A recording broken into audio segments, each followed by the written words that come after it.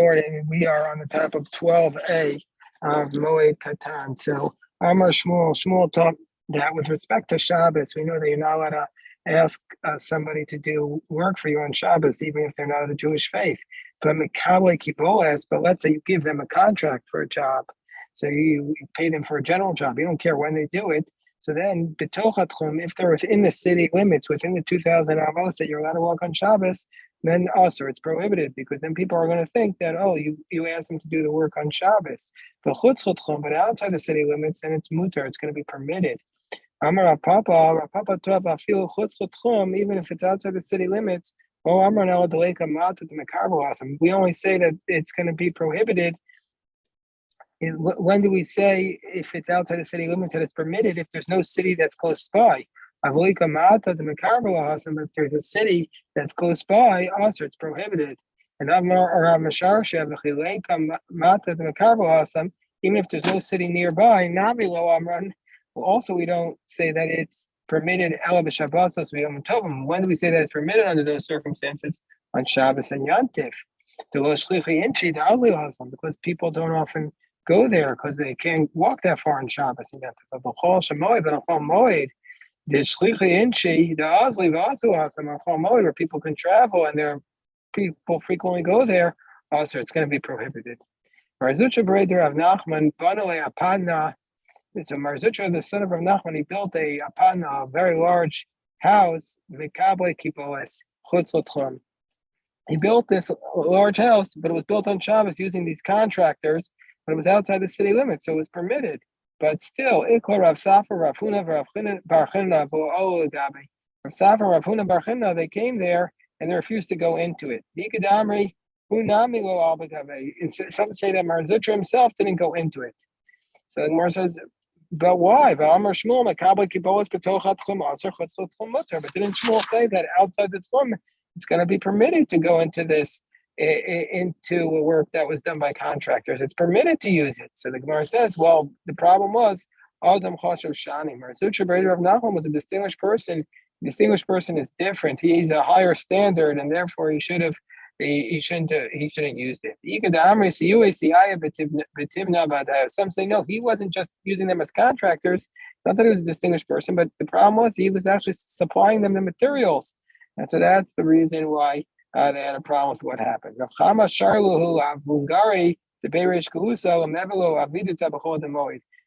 Rav Chama allowed these Avungari, these are the people, Rashi says, they used to arrange the tables. So he allowed them to do their work. If the table broke, he allowed them to fix it on Chol Moed. Amar Kivan the Agar lo kashakli. So he says, since they don't get paid for their service, Shirashuyahu deka mishar shulei. So therefore, the profits that they get is just for their food, and so therefore that's not going to be considered work. They're just working for their food, so that's not work, and so therefore they're allowed to do it on Chol Moed. Tana Rabbanan, so the Brayso taught Mekabel kibolas b'moed asoto achar moed uvemoed. So aser. So he says you can accept a contract to do work on. You can accept a contract on Chol Moed to do the work after Moed, but not on Chol Moed. Kol shel davar. The general principle is kol shu osa, anything that he's kol shu osa. Anything that a person himself is allowed to do on Chol Moed, Omer Nachri Osa. You could say to the idolater, and he can do it on Chol Moed. V'chol she'eno Osa, and anything that he's not allowed to do on Chol Moed, Eino Omer Nachri Osa. You can't say to the idolater to do on his behalf. Tanya Idach, an alternative source tells us, Mekabel kibolas b'moed, asoto achar moed, that you're allowed to make a contract to Chol Moed to do it after Chol Moed. L'vad shelo yimdod. But even though that's the case, still can't measure it out and count it out and weigh it out just like you do during the week, even though your intent is to do it after Chol Moed. And further source about work on Chol Moed, you're not allowed to mate the animals on Chol Moed. So too, you're not allowed to mate a firstborn animal. You're not allowed to work on Chol Moed, so by mating the animal, that's a form of work. And also a firstborn animal, you're not allowed to work that firstborn animal. You're supposed to give it to the Kohen. And so therefore, And so therefore, by mating it, you're working it. And also an animal that was once sacred and it became disqualified, you're still not allowed to work it. And so therefore it retains its sanctity for that. You also can't mate it. Tanya Idach, another source states, You're not allowed to mate the animal on Chol Moed because it's work. Rabbi Yehuda says, Chamora Shatava, if you have a donkey that went into heat, if you're allowed to mate it with a male, because otherwise it's gonna cool down. I guess it will make it unable to reproduce, and so that's going to be the problem. And the charcoal behemoths and all other animals, what you do is you can bring them into the stable and let them mate on their own. Tana Rabban, the rabbis taught,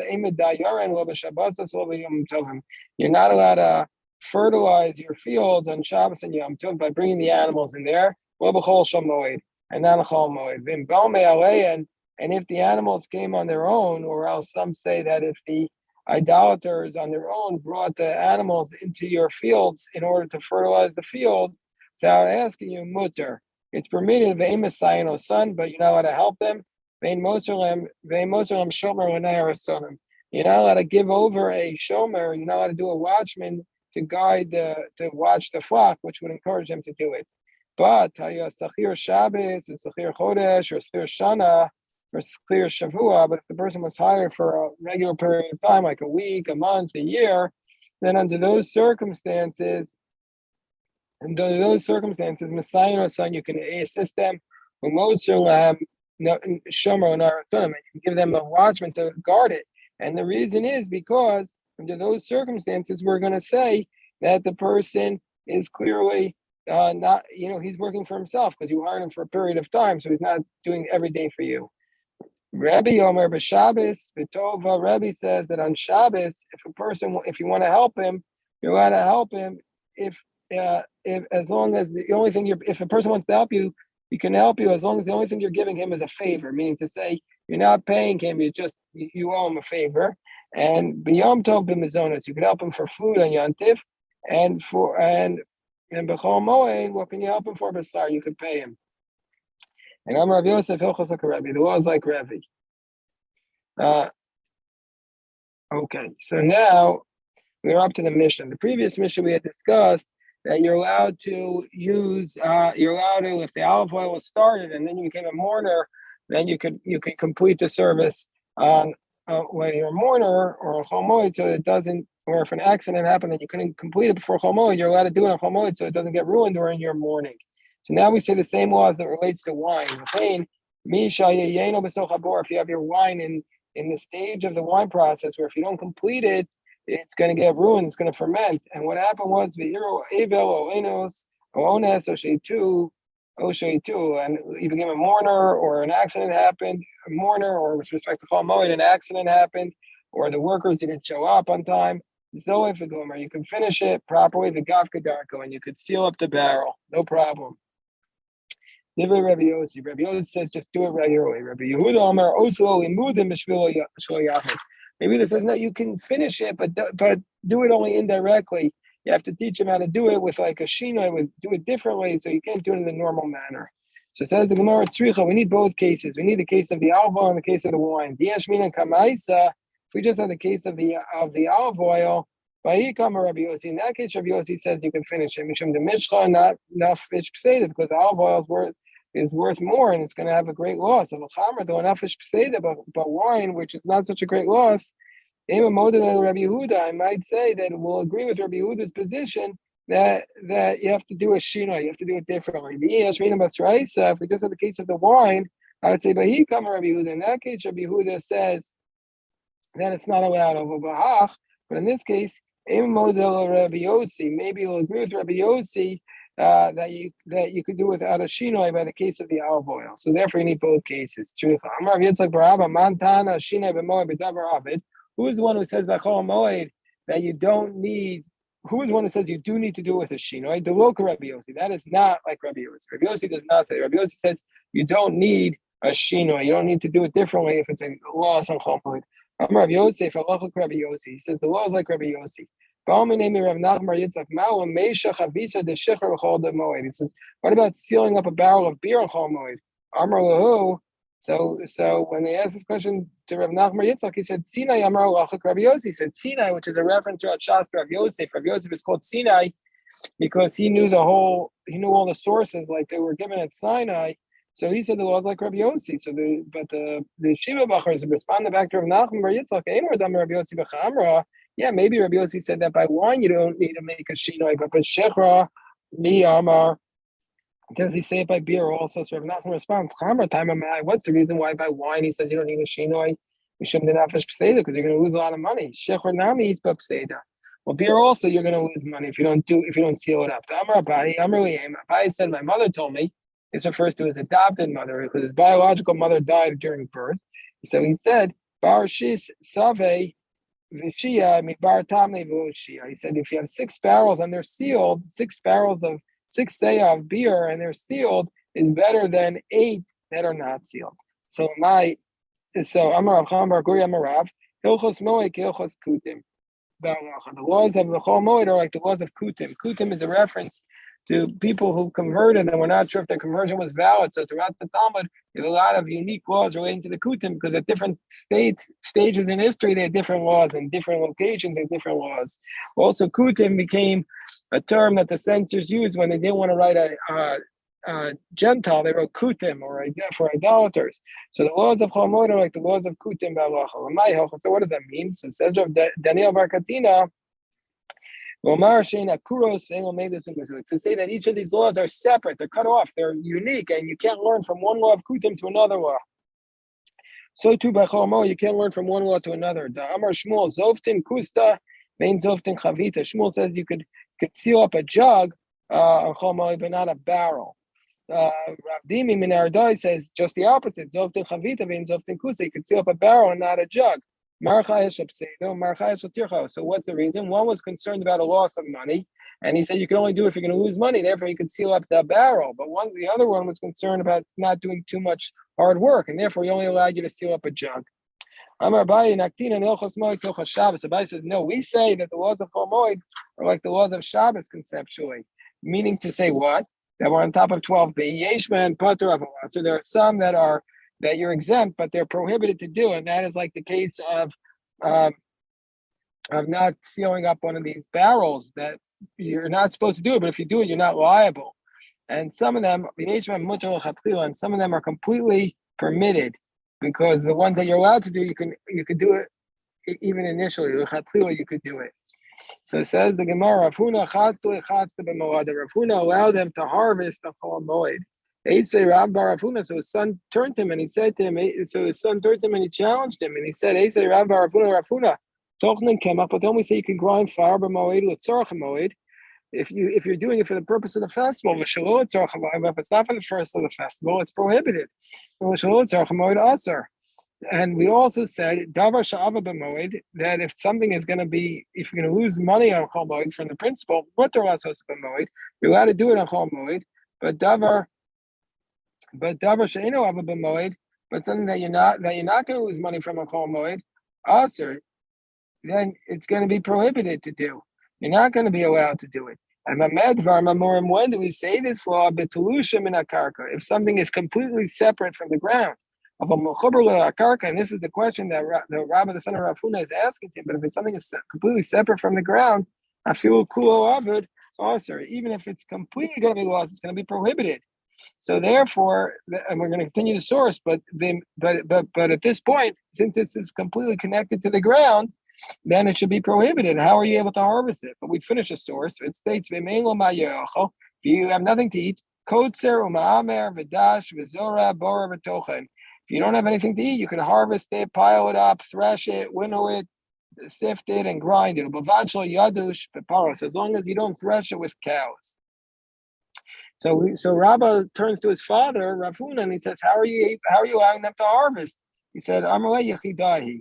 He says, yeah, this source, it says that you can't harvest if it's connected to the ground, but that's a minority opinion. It's only one opinion, and we don't follow it. The Tanya, because we learned the principle in the Brisa, that this was done in the name of Rabbi Yossi, so it's only Rabbi Yossi's opinion. Davar atolish min hakarka, if something is disconnected from the ground, afil mikzaso avan mutter, even if it's partially going to be lost, it's permitted. V'amachuber lakarka afil kul avan atzer, but if it's connected to the ground, even if it's entirely going to be lost, it is prohibited. So this source is Rabbi Yossi, and he's the one who says you can't harvest it if it's connected to the ground. Gemara says, wait a second. Rabbi Yossi, Yadosh Nami Babaros. If it's Rabbi Yossi, then Rabbi Yossi should allow you to also thresh with cows, because he says if you're going to lose money, you don't have to do it in a different manner.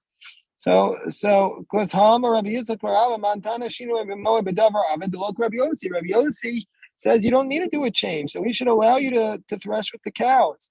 Amracha, no, Hachinami, no. This case, keeping the kol yoma lava paros daishi. He said, no, every day we don't thresh with cows, so therefore it's not considered a shinoi. So therefore, that's how you can thresh. Dan Rabbanan, rabbis taught tochlim b'mo l'tzarach hamoed v'shelo l'tzarach hamoed also. You can grind the grain on chol moed for the purpose of the festival, but if it's not for the purpose of the festival, it's prohibited. V'im tachan v'hotir, if you ground and you add leftover, harei mutter, that's going to be allowed. You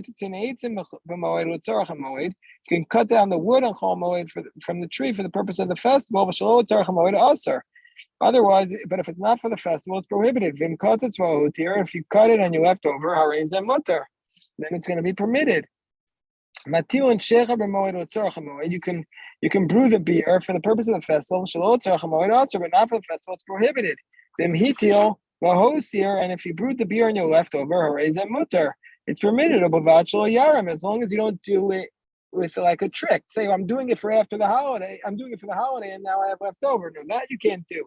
But for the purpose of the holiday itself, it's going to be permitted. So even if you have leftover. So the Gemara says, but we have a question about this because we have a contradictory source which says that you can brew the beer for the festival, so it's going to be prohibited. Whether it's date beer or barley beer. And even though you have old beer, you could do this legal fiction, this trickery, and drink from the new beer. So we see that you are allowed to do this legal trickery. So the Gemara answers, Tanayi, it's a dispute. The Tanya, one source says you're not allowed to do the trickery, whereas Rabbi Yossi Bar Yehuda says Mariman, he says you can. So it's a dispute whether or not you could do it. Rav harvested his grain on Chol Moed. Shama Shmuel Ikvet. Shmuel heard this, he was very upset. Why did Shmuel say you can't harvest the grain? Lema Shmuel Kichidas, really. Does he hold like Rabbi Yossi that you're not allowed to harvest it if it's connected to the ground? Where it says no, no, it was wheat grain and you weren't going to lose money. So therefore, Rav my time of it. So why did Rav do it? Gemara says he didn't have anything to eat, so that's why he did it. Shmuel Simua Kameh, and Shmuel, the reason why Shmuel did it was because Shmuel didn't know that Rav. The reason why Shmuel got upset was he didn't know Rav had nothing to eat. Inami Adam Chashav Shani. Shmuel was a distinguished person. Rabbi Yehuda Shmuel said that Rav was a distinguished person and therefore he shouldn't have done it, even though it was allowed. Rabbi Yehuda Nasiya Nafik B'Chumrasa the Medusha. He went out with his ring into his courtyard on Shabbos, which might have been a problem with Muktzah, and he drank water that an Aramean had prepared. So Shama Rabbi Ami heard this, he got very upset. Rabbi Yosef, my time Ikbid, why are you upset, Rabbi Ami? It's because of this ring. Tanya, we learned to the Bryce. Shirin, about the bows, you're allowed to move these rings on Shabbos. It's not Muktzah. If you're going to say it's the water, that it was cooked for him by the Aramean, you're allowed to, since you could eat the water raw, it's not a problem if it's cooked by the idolater. So why was Rav Ami upset? The same principle, Adam Chashav Shani, because he was a distinguished person, because Rav Yehuda was a distinguished person, he should have acted stricter on himself. Amrav Chanano, Amarav Koti Tzadam Dekel B'Moed, you're allowed to cut down a palm tree in Chol Moed, even though you only need the sawdust. You're doing a lot of work and you're just getting a little thing, it's still okay. Abai cursed this ruling. Rav Ashi had a Iba Bishlana, he had a forest in Bishlana. He went down to cut the forest. Rav Shil Mishal, no, Rav Ashi, why do you think it's allowed? because you need the sawdust to come up. You're allowed to do a lot of work, even though you just need the sawdust. But Abaye cursed this. He says, I never heard that. Kolmar means lo sphirle. I don't agree with it. Anyway, meantime, what happened was the axe slipped out of his hand and it was about to hurt him and hit his thigh. So he realized. So at that point, he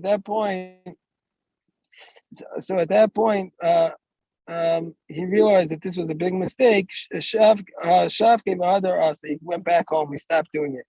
Reviewed shari l'mekar katno mikdal kashuto maker shemshmi. Reviewed allowed you to uproot flax and to cut down the hops and to uproot the sesame seeds and chomo. And normally about Rav Yosef. So Abai said to Rav Yosef, I don't understand Bishlam Kitten. I understand what you can do with the flax. You could use it either for covering up stuff or maybe possibly for shampoo. Keshuta chazil shikra, hops are used for beer. What are you going to use the sesame seeds for? He answered, there are dried up sesame seeds you could use. Rabbi Yana had an orchard, and guess what? The mata zimne b'chol moed. So when you're in chol moed, the orchard was ready to be harvested, and he knew if he didn't do it, he would lose the money. So he picked it. The next year, the next year, everybody went out and harvested their fields because they saw that Rabbi Yana did it. They didn't know that Rabbi Yana only did it because he was going to lose money. So Rabbi Yana saw that because of his actions, they all did the wrong thing. So after Rabbi Yana Pardisa Ushata, so he said, I'm making my field ownerless so everybody can have it. I'm sorry for going so fast, but I need to run, and I just want to make sure we did the daf. So everybody, shkoyach to everybody. And if you have any questions,